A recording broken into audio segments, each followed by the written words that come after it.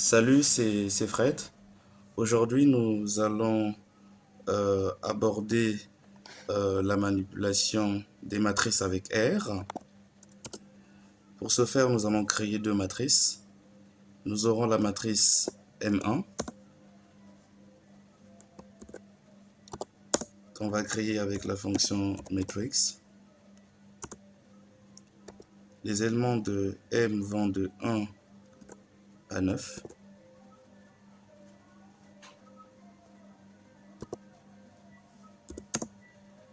M1 est une matrice carrée d'ordre 3. Donc, M1 aura 3 colonnes. On va exécuter. Ensuite, on va visualiser M1.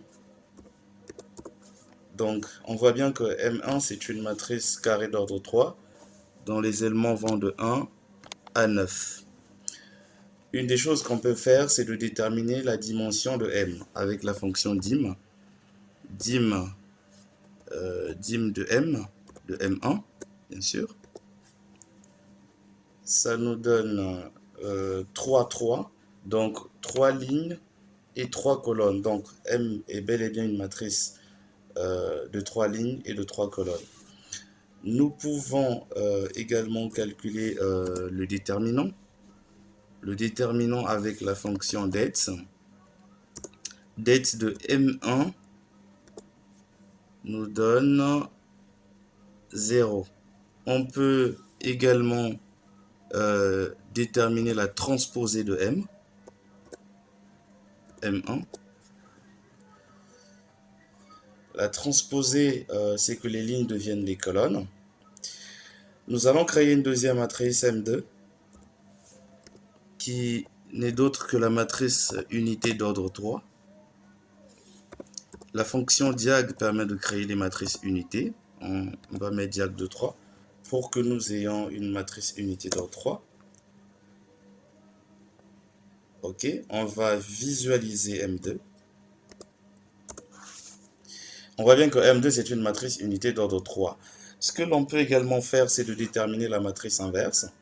La matrice inverse de M2, donc on va dire solve de M2.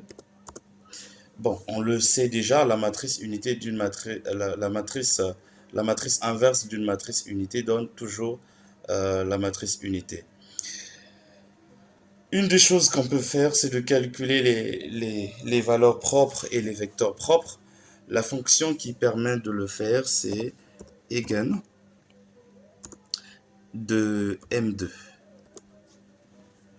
On exécute. Voilà, nous avons ici, on peut visualiser que nous avons les valeurs propres. Il y en a 3. 1, 1, 1, 1. Et puis nous avons également 3 vecteurs propres. Parce que chaque valeur propre donne naissance à un vecteur propre. Nous pouvons également faire le produit matriciel. Donc on va faire M1 multiplié M1 multiplié par M1 multiplié par M2. On exécute. Alors ça va nous donner tout simplement M1 parce que M2 c'est une matrice unité. Donc lorsqu'on fait le produit d'une matrice quelconque par une matrice unité, on retrouve la matrice d'origine. Nous pouvons également faire la somme matricielle, mais la particularité ici, c'est qu'il faut mettre le produit entre les pourcentages. On peut également faire la somme matricielle, donc ça va être M1 plus M2, tout simplement. On exécute. Voilà. Ici, c'est aussi simple que ça. Il a fait la somme matricielle. On peut bien voir que là, nous avons la somme, mais en réalité, M1 c'est cette matrice et M2 c'est celle-là. Et on voit bien que la somme, c'est-à-dire on va prendre 1 plus 1, ça nous donne 2. On prend 4 plus 0, ça nous donne 4.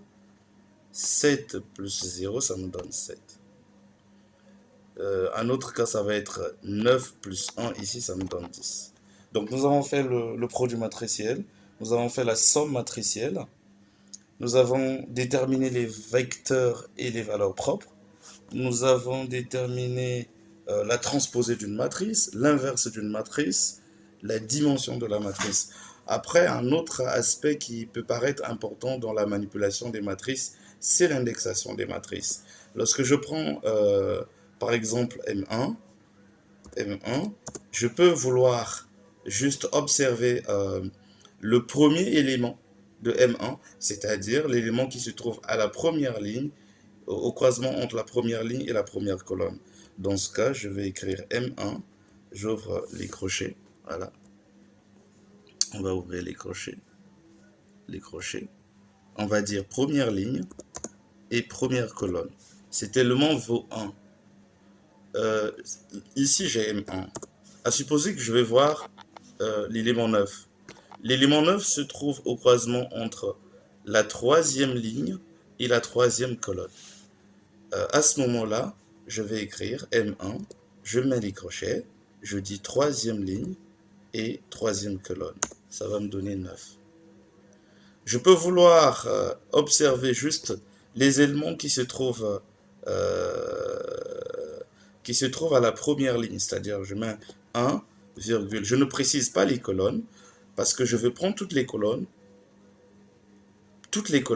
mais de la première ligne. À ce moment, j'affiche, je peux comparer avec M1. Je vois bien que la première ligne ici de M1, c'est bien cette ligne et ça correspond au résultat que nous avons trouvé.